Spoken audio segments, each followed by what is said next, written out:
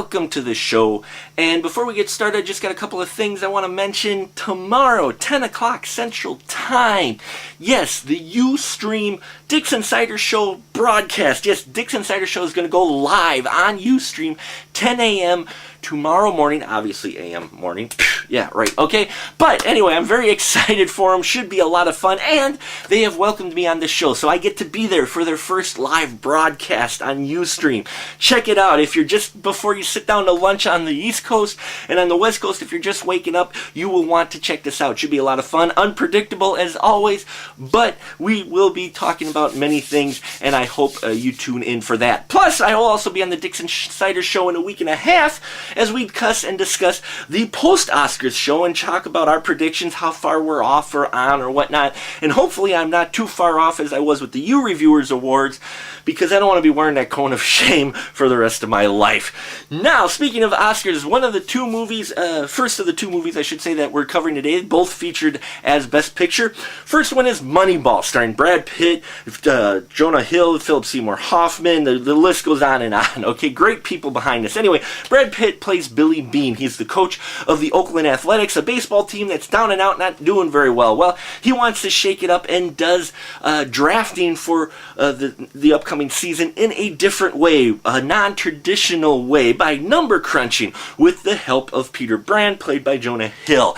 And we watch the events unfold on whether or not this new method of drafting works well for him or if it doesn't work at all. Folks, if you know the story of the Athletics, then you know kind of how this movie's going to end. Now, I'm not too familiar with baseball, been out of it for a number of years since I moved out of Milwaukee. Growing up in Milwaukee, I knew a lot about baseball, but, you know, after a while, you kind of drift away.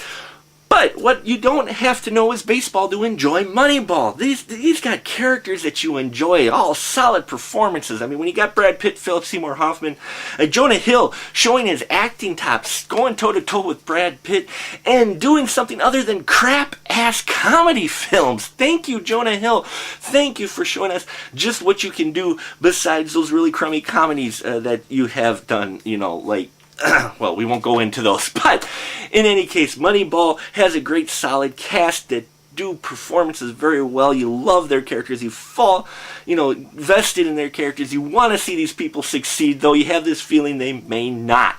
Now, what also was great is the screenplay, but then again, when you got the likes of Steven Zalinia, who also did the script for the screenplay for Schindler's List, screenplay for Clear and Present Danger, screenplay for Gangs of New York. You got a solid writer there, and you got the screenplay writer also co-wrote by Aaron Sorkin. How can you go wrong when you have those two powerhouses of a screenplay writers together working on a script? The dialogue is fantastic. I love the conversations between these people. It seemed natural. It seemed there.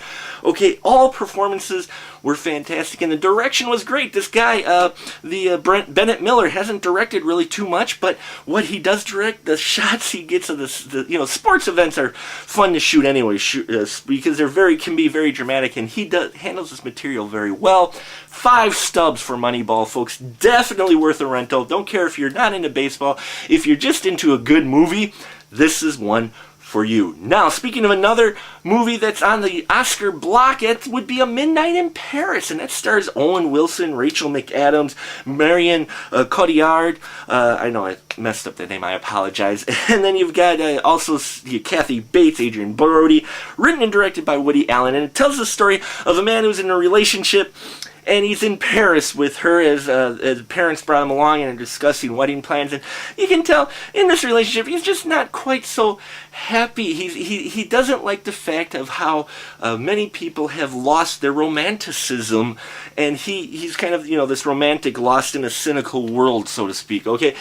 Well, then one night while drifting through Paris, he gets into this really slick-ass car, and he gets transported to the 1920s, where he meets a lovely young lady that he instantly falls for, and he's now in the time of Paris when it was just chocked full of artists, from Ernest Hemingway to Cole Porter, and the Rockefellers in there as well.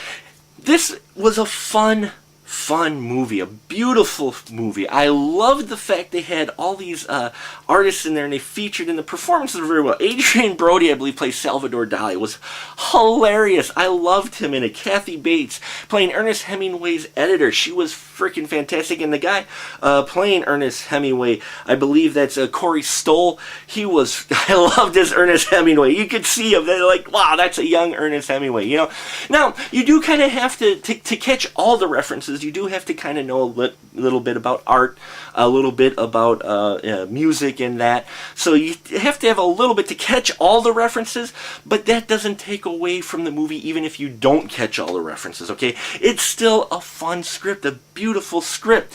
But the only thing that I really had a problem with in this is the relationship between Owen Wilson's character, Gil, and Rachel McAdams' character. They were the couple. It was one of those, he wrote those people on, almost too over the top, especially Owen Wilson's fiance, Rachel McAdams. Her character, while I liked her character, and I understand why he wrote her that way, so you could not like her and want our hero to go with the girl from the 20s, I think it was just too over the top to the point of you make you wonder, how did these people ever get together?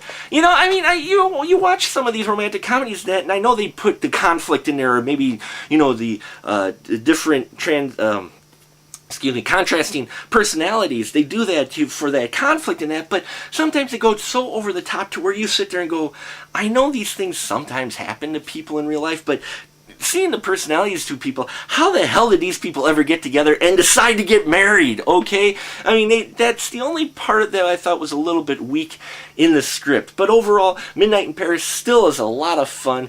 Great movie. Love the artistic references, and definitely a fun date movie. And it's shorter for a film that is up for Best Picture. So if you're looking for a nice date movie, this would probably be it. I don't necessarily care for Owen Wilson, but with this script and way Woody Allen handled him, I really liked his character in this, and I liked his performance as well. So 4.5 stubs. Sorry, that relationship thing just knocked it down a bit. 4.5 for Midnight in Paris.